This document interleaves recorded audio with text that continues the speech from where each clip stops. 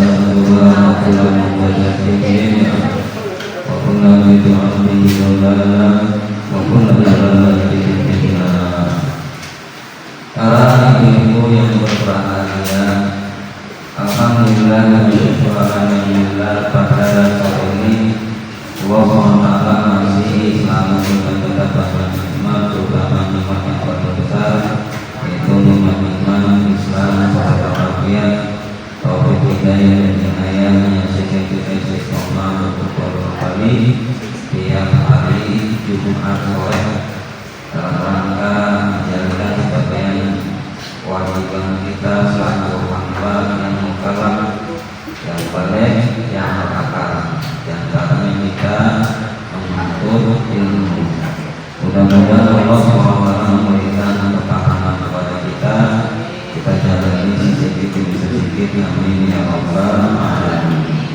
Salam dan salam kita haturkan kepada Nabi kita Nabi Muhammad sallallahu alaihi wasallam, tak lupa kepada para keluarganya, para sahabatnya, sampai ketika kita sekalian, amin ya rabbal alamin. Dalam menjalani kita selaku muslim, baik berkeluarga, baik itu jalannya ada 4. Kata ulama menjalani hidup itu 4. Yang pertama niat. Patokan pertama menjalani hidup ini niat. Niat kita itu apa? Sebagaimana hadis Nabi, hadis Sahih, innamal a'malu binniyat. Sesungguhnya segala amal tergantung niat. Dengan niat saja tidak cukup. Menjalani hidup ini yang kedua dengan ilmu. Karena niat akan enak dijalani dengan ilmu. Orang yang masuk ke masjid karena dia tahu ilmunya, maka dia di masjid sholat ketika sholat tahiyatul masjid dulu. Orang masuk WC niatnya, tapi kalau punya ilmu enak, sebelum masuk WC dia baca doa masuk WC. Jadi apapun ilmu yang dulu yang baik, baru dengan ilmu. Niat dan ilmu pun belum cukup. Yang ketiga sabar. Orang punya niat, punya ilmu, tapi nggak sabar, dia berantakan. Orang punya niat, punya ilmu, tapi nggak diiringi dengan sabar dan tahan. Apa aja tuh? Yang namanya sabar itu nggak enak. Pasti kebanyakan mah tidak enaknya. Niat, ilmu dan sabar pun nggak cukup. Harus yang terakhir yaitu ikhlas. Untuk pahalanya harus ikhlas. Ikhlasnya kemana? Yaitu Allah Subhanahu wa ta'ala. Jadi kalau kita jalanin umpama ngaji itu kan nggak selamanya di hati ingin ngaji. Kalau bahasa kita angan-angan tai, baru-baru semangat ngaji, lama-lama bosan. Kenapa bisa bosan? Sabarnya nggak dipakai. Sabarnya nggak dipakai. Dia jalani terus maka timbullah ikhlas. Orang belajar azan pasti gemeter. Orang menjadi sesuatu awal pasti gemeter. Yang jadi pertanyaan, kenapa bisa gemeter? Karena belum ikhlas. Belum ikhlas. Pas jalan lama, belajar ngobrol, belajar ngomong ke tempat umum, akhirnya biasa. Biasa ini berantem nih. Nggak ada yang muji, ada yang muji. Ini berantem tuh. Ada yang muji, nggak ada yang muji. Tengah-tengah ikhlas, jalan terus. Tetapi kalau nggak ada yang muji, mundur. Makanya empat itu harus satu pakai. Dan dari itu semua firman Allah, man amila sholihan fahalaiha. Siapa orang beramal soleh buat dirinya. Jadi kita harus kasihan dengan diri kita. Apapun yang kita kerjakan kebaikan jangan buat niat orang lain.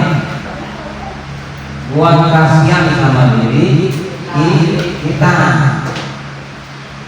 Kasihan diri kita terhadap kebaikan. Wa man asaha fa'alaiha. Seorang berbuat keburukan buat dirinya juga.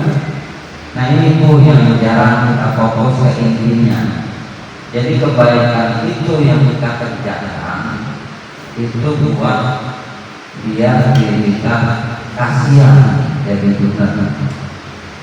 Kalau buat orang lain mah ada kebeliknya.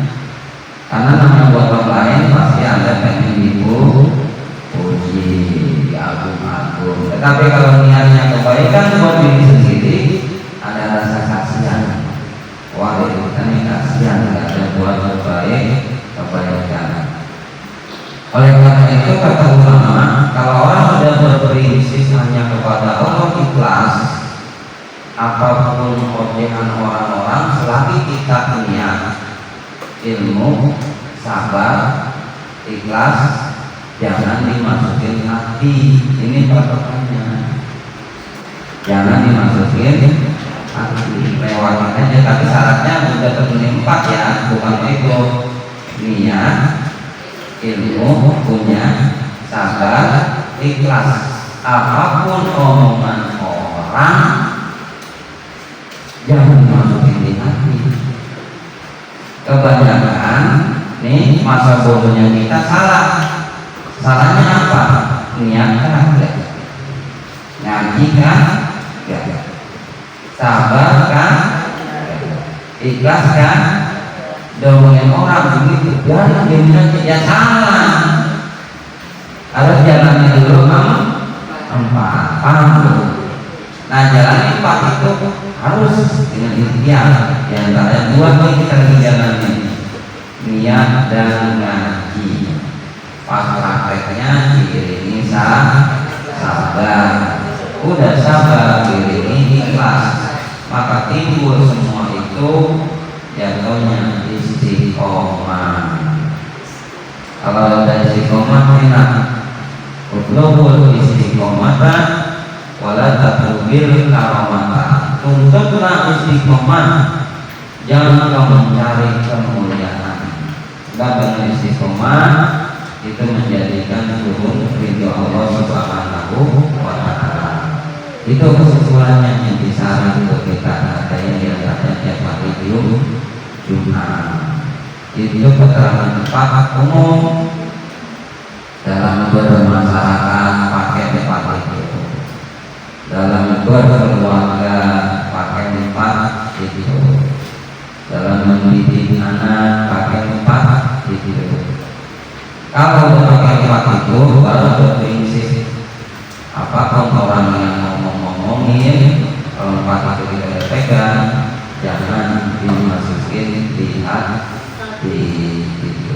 Enak gak begitu? Enak ngomongnya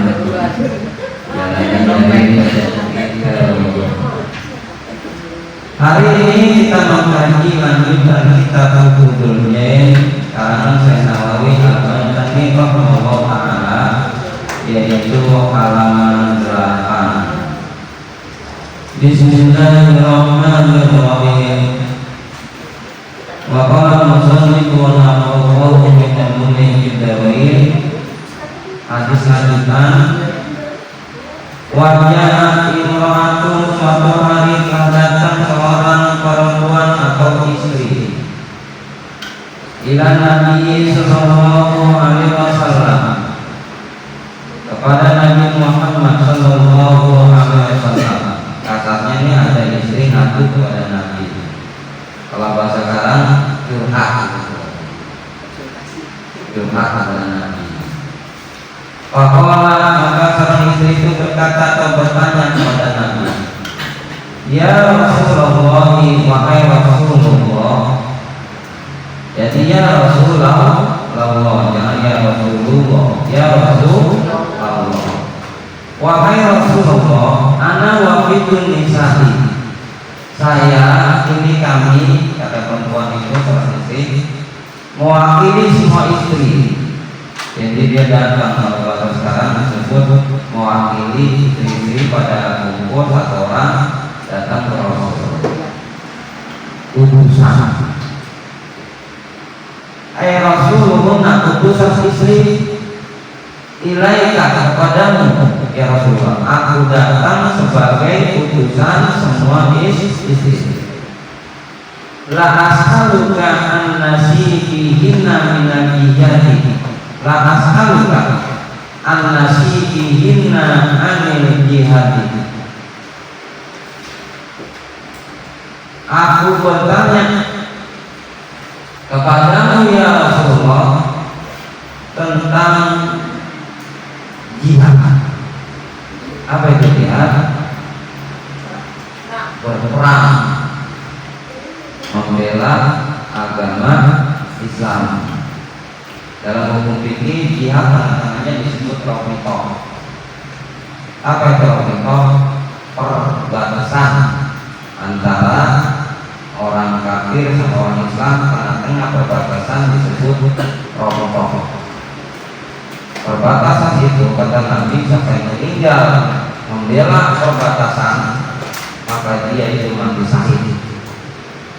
Jadi raqaqah itu penting, perbatasan antara perang orang kafir sama orang Islam. Nah ini nanya seorang istri yang mewakili istri yang lain tentang jihad. Hadza jihadu kataballahu ay aljamahu ala rijal. Kata si istri ini yang mewakili jihad ini, Allah telah menetapkan, Allah telah mewajibkan jihad ala rijal kepada laki-laki. Jadi jihad itu untuk laki-laki. Perempuan tidak perlu jihad. Dalam hukum berperang itu satu yang tidak boleh diperangi anak kecil, kedua perempuan, ketiga tempat ibadah. Tempat ibadah nggak boleh yang itu sebenarnya perang secara Islam. Anak kecil, tempat ibadah, rumah sakit, perempuan tidak boleh diperangi. Kenyataannya nanti banyak pada meninggal. Jadi udah mau perangi. Fadi yusibu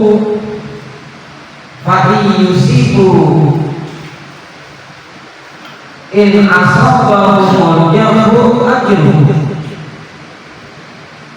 ay asibu sababan azimah. Kata si perempuan, kalau laki-laki itu dia berjihad, in asabahu yabu ajru, kalau dia luka dapat pahala.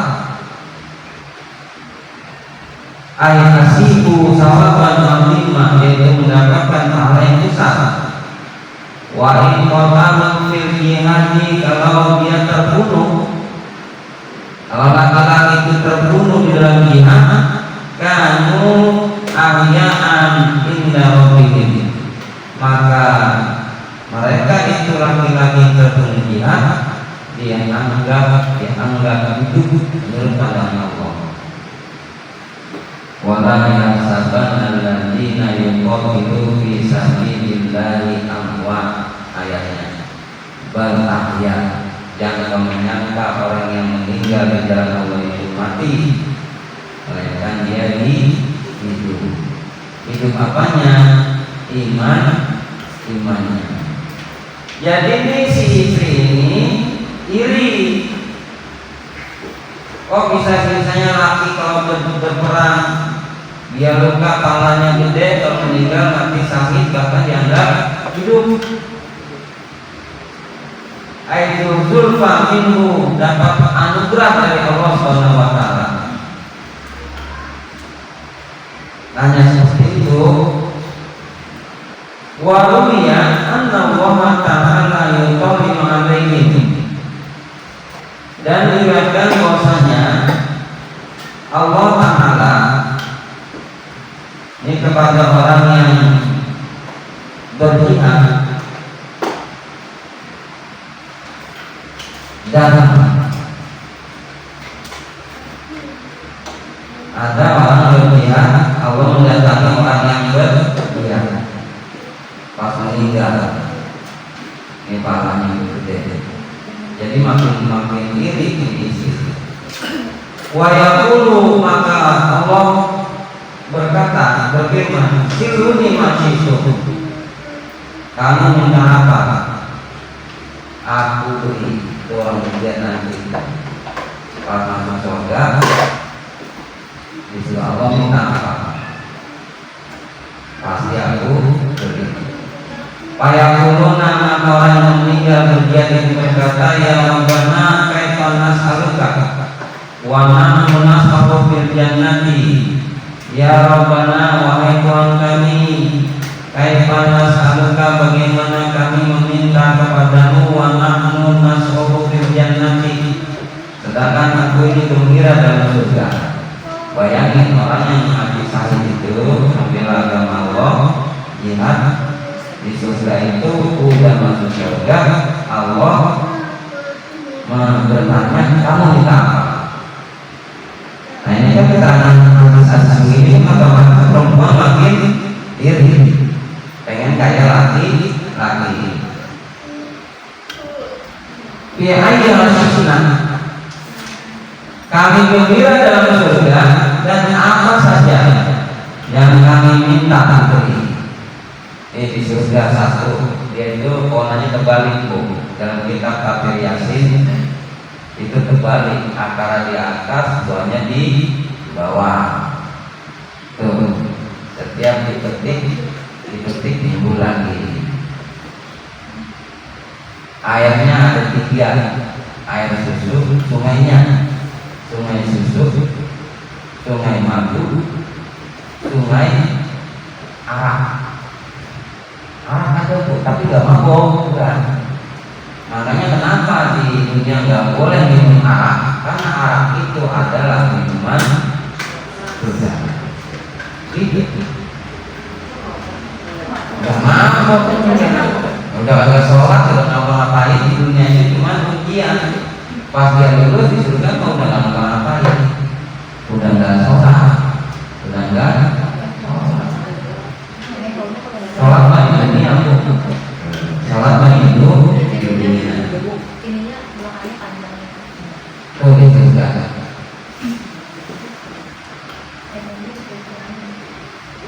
Nah terus falamma ra'u takala, mereka melihat ala yang rohum man ayasu syai'an, mereka melihat dan mereka itu enggak mau menjawab, cuma minta begini. Qalu nas'aluka an turadda arwahana ila ajsadina fi dunya. Ya Allah, nih, kami hanya pengen kembalikan roh kami dan tubuh kami di dunia. Orang yang mati syahid di surga malah pengen hidup lagi di dunia. Pengen ngapain? Naqtulu fi sabilika. Dan kami ingin di dunia itu naqtulu, mati terbunuh, bisa di jalan. Saking gedenya ganjaran orang yang berjihad. Wadzalika mara'um minan ini, dan karena itulah orang yang mati syahid itu yang berjihad, mereka melihat banyak kenikmatan di surga. Yurzaquna ai min samaril jannati, mereka diberikan rezeki ai min samaril jannati, daripada buah-buahan surga. Surga itu keterangannya hari Jumat itu ke pasar, kendaraannya buruk. Apa itu buruk? Buruk itu bahasanya barokok, kilat. Jadi binatang terbuat dari kilat. Sampai hari Jumat ternyata di surga ada pasar. Kendaraannya buruk. Ke hari Jumat. Nah, pas malam Jumatnya itu umat-umat ditampilkan pimpinan atau nabi-nabinya. Pertama Nabi Isa alaihissalam. Nabi Isa itu baca kitabnya, kitab Injil. Nah, dalam keterangan Kafir Yasin pada ta'ajub, pada merasa ta'ajub. Terus Nabi kedua Nabi Ibrahim membacakan surah kitab Karim subuh. Terus Nabi Daud membacakan kitab Zabur. Terakhir Nabi kita Nabi Muhammad SAW membacakan Al-Quran. Nah, disitulah keterangannya itu dalam surat Yasin, Allah Subhanahu wa Ta'ala membukakan zatnya. Jadi penduduk surga itu bisa melihat Allah. Jadi hakikatnya seseorang masuk surga bukan surganya, tetapi ingin melihat Allah. Jadi kalau pengen lihat Allah, apa syaratnya? Masuk ke surga. Nah, mati dulu. Di situ Bu. Jadi hikmahnya kita masuk surga bukan surganya. Kalau orang kita tahu pengen melihat Allah. Terus Ruya bin Abbas ini diriwayatkan oleh Ibnu Abbas radhiyallahu anhu. Ibnu Abbas itu seorang keponakan Nabi yang didoakan sama Nabi, Allahumma minhu ta'wilah. Ya Allah, jadikan Ibnu Abbas itu ahli tafsir, ahli takwil. Ibnu Abbas itu terpercaya dalam ilmu hadis.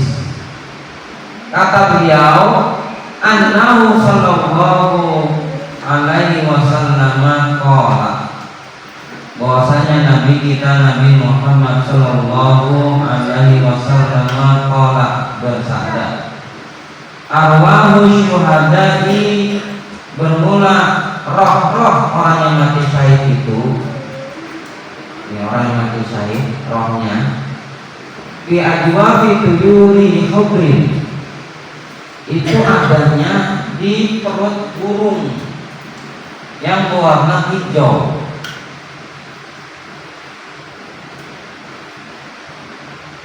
Roh orang yang mati syahid itu ada di perut burung hijau.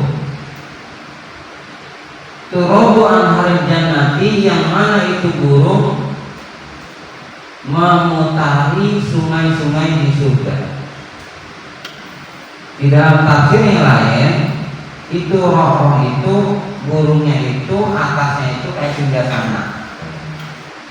Kalau bahasa sekarang menaik kapal, cuman kapal sekarang kan ada ruangan, kalau ini enggak, ada singgasana di atas itu pundak burung, ngelilingin sungai surga.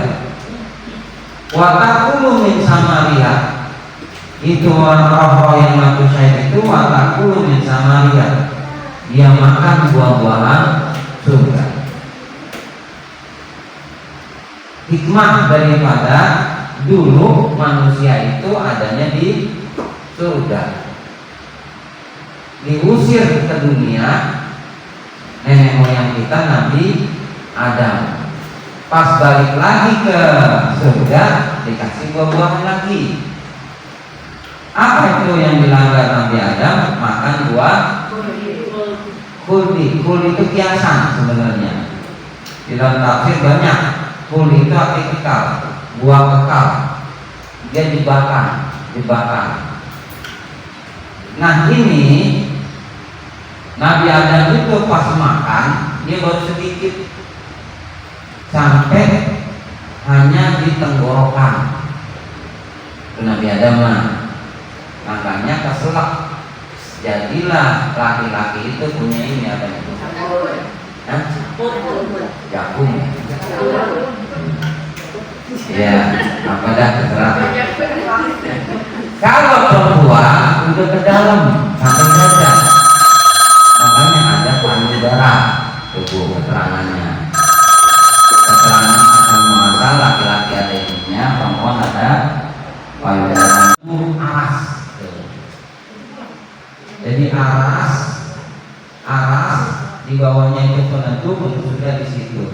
Nah dari sinilah keterangan paham kita ahli sunnah jamaah, Allah itu bukan bersemayam di atas aras, tapi aras itu simbol singgasana surga. Tuh, jadi paham itu ada dua, Bu. Kalau paham Wahabi, Allah itu ada di langit, Allah itu ada semayang di atas aras. Ini paham Wahabi. Siapa penggeraknya? Ibnu Taimiyah. Lahir kurang lebih 500-700 Hijriah yang bukan Salafi. Dia mengatakan Ibnu Taimiyah waktu naik mimbar, saya turun dari mimbar seperti Allah turun. Ini Taimiyah mengatakan seperti itu. Sama Imam Ghazali dikatakan itu Taimiyah itu kurang waras, menyamakan Allah dengan makhluk. Padahal laisa kami sendiri syai'un. Allah tidak menyerupai dengan sesuatu pun.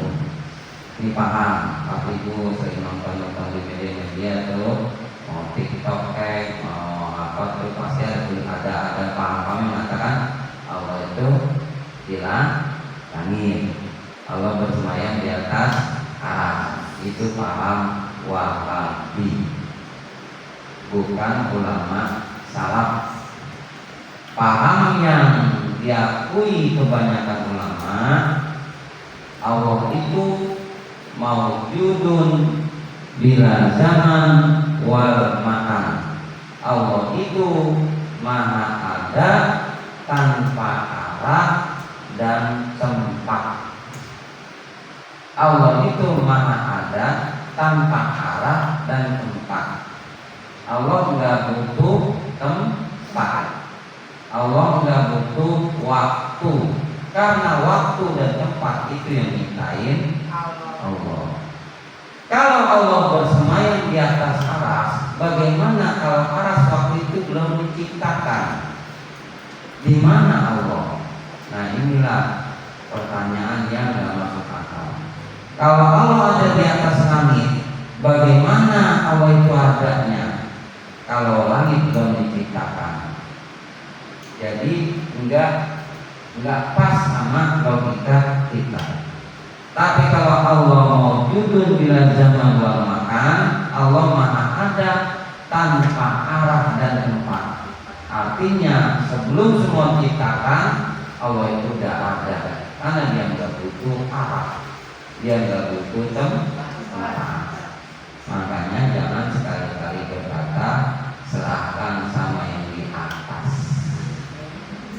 Yang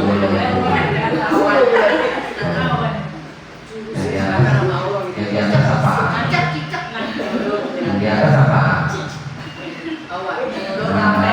Tembok, dinding. Ngomong aja serahkan kepada Allah.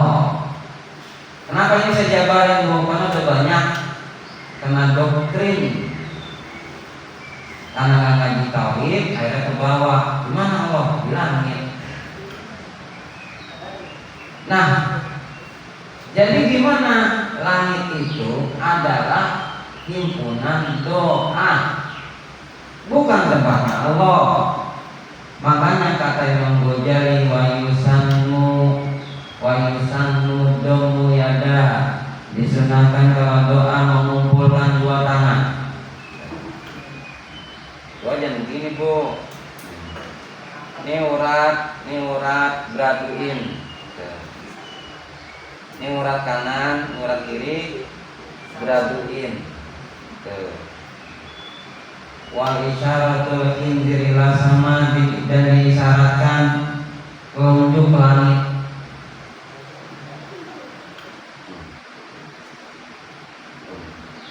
Gitu Ibu. Ini ada tarik ke depan. Gitu, Bu. Kalau subuh baca kunutnya baru keteknya sampai kelihatan. Nanti selesai. Iya, kalau subuh kan Allah majini iman, nah, baru tinggi. Ya kan orangnya di masjid, di rumah, paling dia takutnya. Kalau subuh baru tinggi, karena hadisnya Nabi kita itu kalau subuh doanya sampai atas. Doa begini, nyeplos. Benar nyeplos banget. Rusak kalau subuh nggak dirusak karena itu doanya doa tolak. Tapi selain itu dalam kitab Azkarun Nawawi pertama Fayusanu ba'da sholati al-mushafi wajah disunahkan kami sholat mushaf muka mushafmu di sholat assalamualaikum. Benar assalamualaikum gimana? Nih saya jadi sholat ini kumnya nengok, jangan assalamualaikum warahmatullahi salah, minta salam bersama hukumnya. Jangan sampai kiblatnya berubah dan begini assalamualaikum. Oh, kayak begini. Ini tidak boleh. Asnya harus gantah, jangan assalamualaikum. Rasa sama sudrok sih di ujung lidah. Sama satu yang melembut sudrok wahani dikit. Di ujung lidah. Assalamualaikum. Hukumnya ke sana. Warahmatullah. Paham Wahabi tidak boleh salam itu dijedakan. Sekali lagi, paham Wahabi tidak boleh salam itu dijedakan. Maksud gini, assalamualaikum warahmatullah. Assalamualaikum ini kata Wahabi nggak boleh. Harusnya assalamualaikum warahmatullah. Assalamualaikum warahmatullah. Itu pendapat salah. Kata Imam Nawawi, salam yang pertama rukun, salam yang kedua sunnah. Karena membedakan rukun dan sunnah harus ada beda. Tuh. Assalamualaikum warahmatullah. Begini dulu. Assalamualaikum warahmatullah. Ini jangan diturunin, Bu. Kalau belum selesai dua salam tadi, jangan mengucapkan pertama udah begitu. Jangan masih begini, Bu. Ini pun pendapatnya saya bahas terus ya. Pendapat wala tusan tuhari tuha. Janganlah digerakkan. Hadis ahad, hadis perawi cuma satu. Sampai ke Nabi kita memang hadisnya sahih, tapi perawinya cuma yang dapat ini hadis cuma satu, maka disebut hadis ahad. Apa itu hadis ahad? Hadisnya begini. Ada yang sama begini kan? Banyak. Ada yang begini, ada yang begini, ada yang begini, bingung dia. Hah? Ada yang begini. Itu hadisnya ahad, benar hadisnya sahih. Cuman perawinya cuma satu orang. Dalam pandangan fikih harus mencari lagi hadis yang mutawatir, yang perawinya banyak. Hadis mutawatir itu digerakkannya pas asyhadu alla ilaha illallah. Wa asyhadu anna Muhammadan abduhu wa rasuluh. Allahumma sholli ala Muhammad. Turunin isyarat tunjuk ke kiblat. Jangan pakai Sayyidina Bu, kalau itu sepakat tuh Wahabi yang kita sepakat. Jangan pakai Sayyid. Allahumma sholli ala Muhammad, turunin.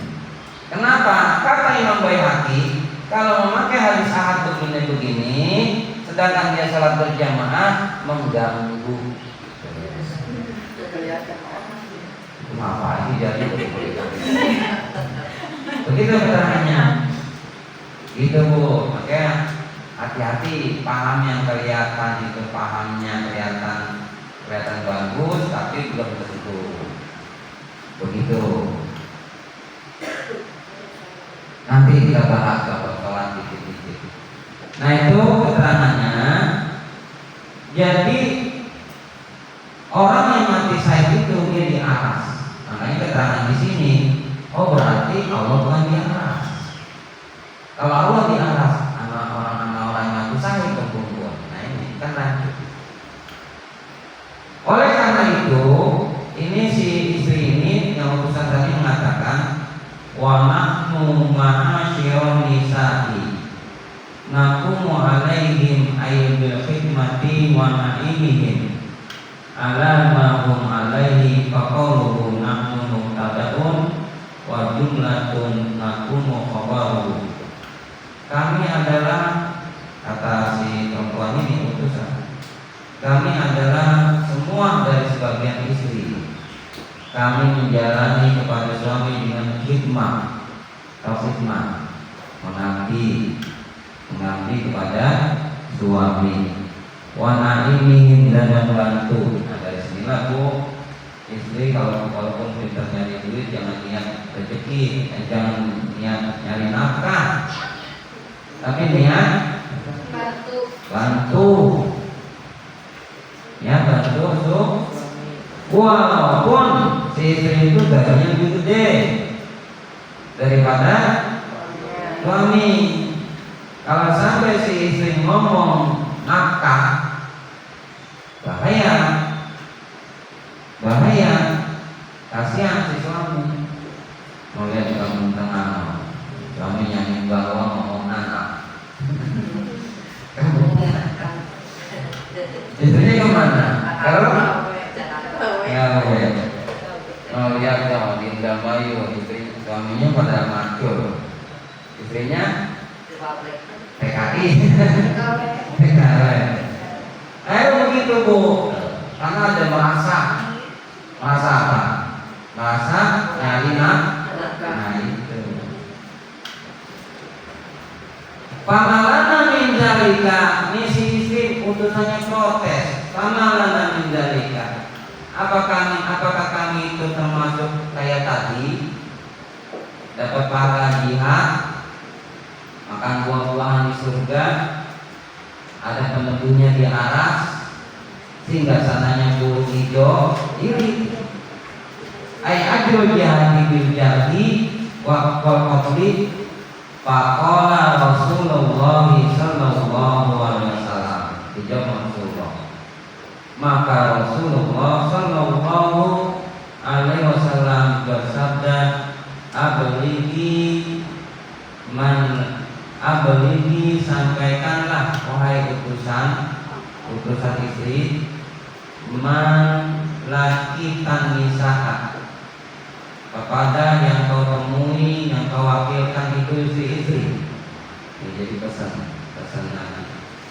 Anna ta'ata zawji, bahwasannya si istri taat sama suami, waktirafan bihaqihi, dan memenuhi hak suami, ai iqrar bihi, dengan ikrar itu terus dia memenuhi kewajiban kepada suami. Ya bidu zalika, maka mendapatkan pahalanya seperti itu, al-jihada wa yaqumu maqamahu, yaitu jihad tidak sedikit pun berkurang. Jadi si istri mah dihitung pahalanya seperti jihad gampang. Apa itu? Taat sama suami, selagi suami itu tidak nyuruh maksiat. Makanya suami itu akan gugur hitungan jihadnya satu. Yang mana si suami ini dia berjihad, meninggal, tiba-tiba di akhirat dari hitung dari pahala tadi satu. Dia menceraikan istri sedangkan istri lagi haid. Walaupun dia berperang, tetapi dia menceraikan istri lagi haid, maka gugur pahala jihadnya. Karena menceraikan istri lagi haid itu dalam fikih disebut talak bid'i, talak sesat, talak bid'i. Yang kedua, si istri malamnya ditiduri sama suami, dikelonin, paginya diceraiin. Oh laku. Malamnya ditidurin, paginya diceraiin. Ini suami dia berperang di jalan Allah meninggal dunia, nggak dapat apa-apa. Kenapa? Karena ini termasuk talak bid'i, talak yang sesat. Nah, coba bayangin malamnya ditidurin, pagi-pagi kau tahu di ceraiin. Mana lagi? Mana lagi? Si suami memberikan nafkah tertunda padahal dia mampu dengan muka cembetut. Umpama si suami tiap bulan gajian biasanya tanggal 1, padahal si suami udah megang duit tanggal 1, nungguin minta itu istri dikasih sama suami sambil si suami mukanya cembetut, itu dalam kitab zulmun. Si suami udah berbuat kezaliman. Kalau dia berperang, maka tidak mendapatkan pahala atau ganjaran kayak tadi. Seimbang nggak? Seimbang nggak? Nambah lagi, kalau si suami tiba-tiba pengen punya istri lagi, ini saya bahas. Maka si suami itu ayyubita, kalau dia mendatangi istrinya itu, pas dia mendatangi istri pertama, istri kedua, biqor'atin, hendaknya dengan diundi, au bimusyawarati zaujati, atau dengan musyawarah istri-istrinya. Wa yahrumu, dan hukumnya haram, ayyubita zaujani bimaskani wahidin, menggabungkan istri-istrinya itu satu tempat. Makanya dia bilangnya cuma suami bu, dia mikir haram hukumnya kalau punya bini lagi menggabungkan istri-istrinya satu tempat. Maksudnya apa? Dapurnya, iya, dapurnya, tempat mandinya, tempat tidurnya, itu harus bisa semua keterangan pipinya. Dan yang bahaya lagi, ini yang bahaya lagi, ada nanti babnya ketemu. Bahaya lagi intinya kata ulama, kenapa dibahas bab al-qasam, pembagian nafkah, supaya si suami itu mikir di dalam menjalankan pengen punya istri lagi itu tidak bisa adil, begitu. Gak bisa kalau nanya hari ada berapa? 7. Istri 2, baginya gimana? Ketiga yang satu lain. Gitu. Gitu. Ya, kita lihat begini ya. Ya mungkin bagi kurang paham silakan bertanya. Oh yang itu Ustaz, yang tahiyat akhir kenapa nggak boleh pakai sayyidina? Oh terakhir, kenapa nggak pakai sayyidina? Hadisnya sudah jelas. Sahabat Umar bertanya, ya Rasulullah, kaipan nusolli alaika? Sahabat Umar bertanya, hadisnya sahih Bukhari Muslim. Ya Rasulullah, kaipan nusolli alaika? Bagaimana kami bersolawat kepadamu? Nabi sendiri yang jawab, Qul Allahumma sholli ala Muhammad. Jadi Nabi sendiri menjawab, Allahumma sholli ala Muhammad. Dalam sholat itu hadis keterangan dalam sholat. Jadi kalau dalam sholat jangan pakai sayyid. Kenapa? Kata ulama, karena Nabi juga makhluk ciptaan Allah, sedangkan kita sholat menghadap Allah. Nabi tetap dianggap dikhawatirkan ada hadis yang lain kata Nabi, jangan engkau menganggap aku seperti Nabi Isa. Saking ininya ke Nabi Muhammad, takut kayak Nabi Isa. Akhirnya Nabi Isa dianggap anak Tuhan. Gitu. Nah, kalau di luar sholat baru ayatnya turun lagi. Wa rafa'na laka dzikrak. Allah sendiri berfirman, wa rafa'na, dan kami angkat laka engkau ya Nabi Muhammad dzikrak. Saking ditinggi nama.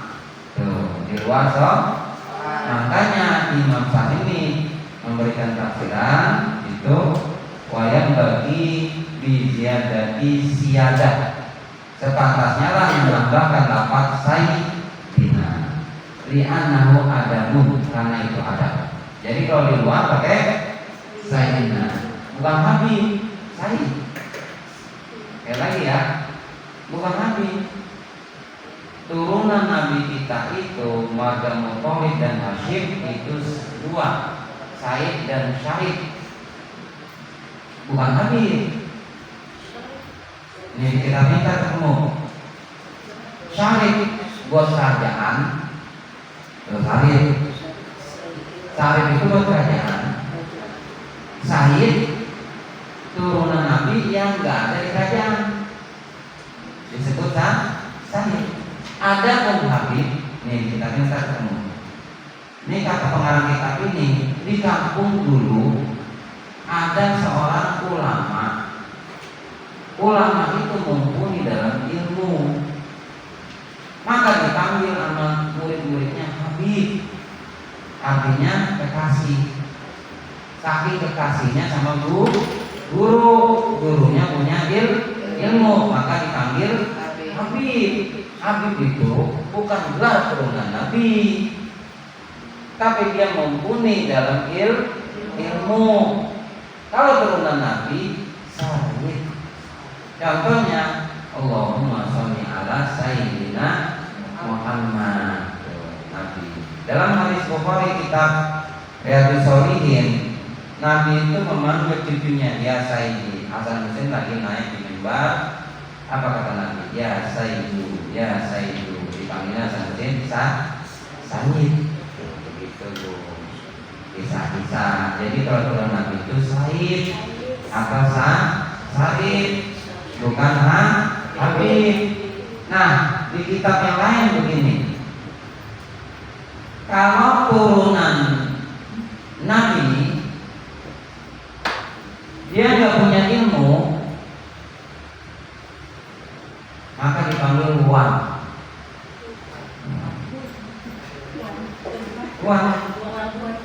Kenal dulu Wan Habib Husin. Dipanggilnya apa? Babawan, bukan Habib.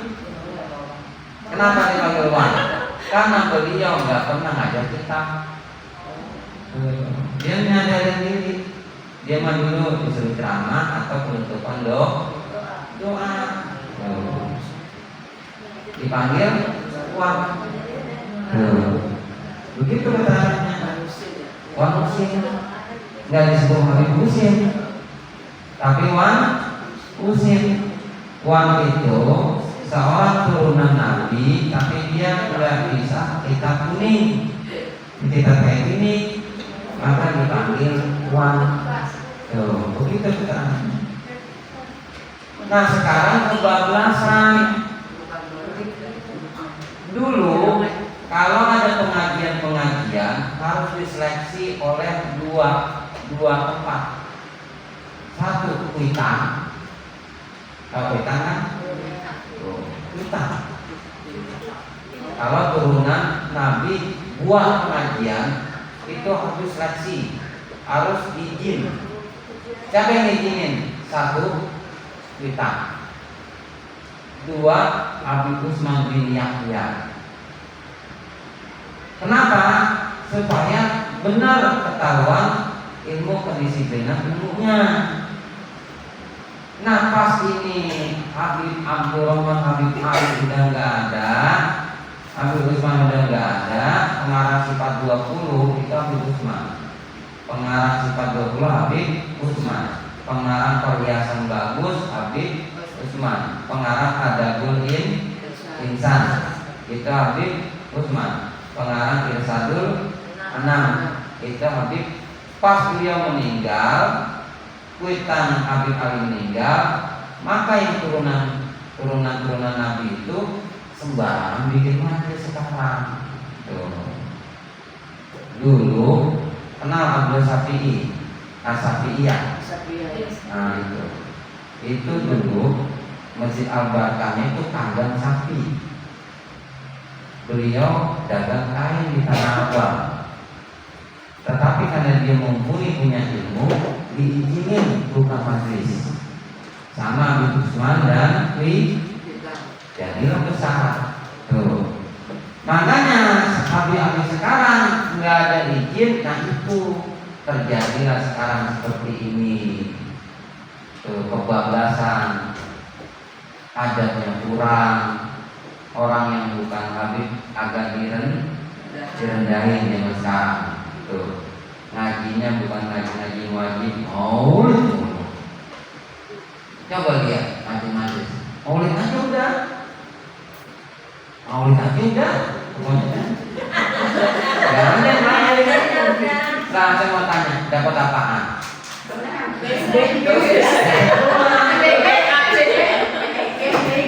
Kenal Jos. Jos itu anu maulid begitu paling demen. Ya, air. Di mana aja hadir. Pas ngaji sama saya, nggak bisa baca Quran. Karena nih, ngaji di mana-mana ngaji kita sudah Quran. Namanya doang. Nah makanya ibu-ibu, maaf ya sekali, jangan terlalu didalamin. Jangan tuh.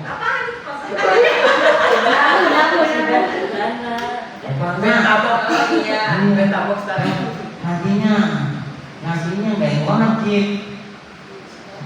Banyak loh saya perhatiin. Salah. Ngaji wajib. Ngaji yang wajib. Makanya kalau ibu-ibu ada niat ngaji Quran silakan saya perhatiin baca tawasulan itu beda-beda. Kelihatan ya. Iya, ngaji berarti yang terdapat pokok mulu sih. Kayak hukum antara Al-Quran wa alamahu. Paling bagus di antara kamu adalah orang yang belajar Quran dan ngapalan Quran. Ngapalan Quran ini termasuk ini kita tapi baca Quran. Man qara Quran bahwa yang tak tahu bahwa ajron. Hadis sahih. Siapa orang baca Quran terbata-bata tidak berdua pahala. Apa dua pahalanya? Usaha ngaji sama deres. Nah ini ngaji Quran kagak tabok-tabokan doang. Ayah pas baca begitu lepet. Makanya kalau ada yang ngaji nggak apa-apa. Cuma syaratnya yang berhadapan bawa Quran apa-apa. Kayak anak remaja itu, anak remaja gila baru starting. Udah bagus remaja, kalah itu. Apalagi banyak, apalagi bagus. Dah, kita aja ya. Saya tutup subhanakallahumma wa bihamdika, asyhadu an la ilaha illa anta, astaghfiruka